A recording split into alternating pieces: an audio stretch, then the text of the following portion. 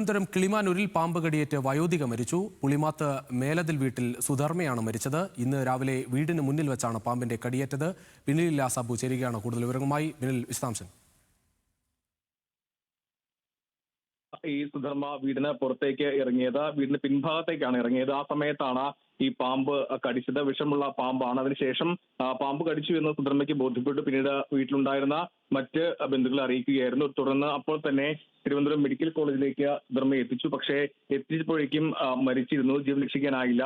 ഇവിടെ നിന്നും, അതായത് കിളിമാനൂരിൽ നിന്നും നല്ല ദൂരമുണ്ട് മെഡിക്കൽ കോളേജിലേക്ക്. ആ യാത്രയിലാണ് മരിച്ചത്. എന്തായാലും തുടർച്ചയായി ഇത്തരം പാമ്പ് കടി സംഭവങ്ങൾ ആവർത്തിക്കുകയാണ്. അതിൽ ഫോറസ്റ്റ് ഉദ്യോഗസ്ഥർ അടക്കം ഇപ്പോൾ ചില നിർദ്ദേശങ്ങൾ നൽകിയിട്ടുണ്ട്. വീടിന് സമീപത്ത് കുറ്റിക്കാടുകളുണ്ടെങ്കിൽ അത് വെട്ടിത്തെളിച്ച് കൃത്യമായി സൂക്ഷിക്കണം, കുട്ടികളെ പ്രത്യേകം ശ്രദ്ധിക്കണം അടക്കമുള്ള ആരോഗ്യവകുപ്പിന്റെ നിർദ്ദേശങ്ങൾ ഇപ്പോൾ വരുന്നുണ്ട്. എന്തായാലും മറ്റൊരു പാമ്പ് കടി മരണം കൂടിയാണ് സംസ്ഥാനത്ത് റിപ്പോർട്ട് ചെയ്യുന്നത്.